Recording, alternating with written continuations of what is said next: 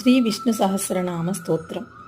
భగవానుడైన శ్రీకృష్ణుని సమక్షంలో అంపశయ్య మీద ఉన్న భీష్మ పితామహునిచే ధర్మరాజుకు ఇతర సోదరులకు తద్వారా లోకానికి అందించబడిన ధర్మ సూక్ష్మాలనిది ఈ స్తోత్రనిధి.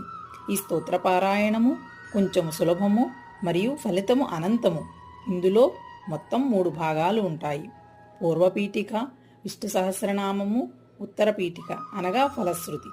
ఈ ఫలశ్రుతిలోని శ్లోకము: శ్రీ భగవానువాచ యో మాం నామ సహస్రేణ స్తోతుమిచ్చతి పాండవ సోహమేకేన శ్లోకేన స్తుత ఏవ న సంశయః.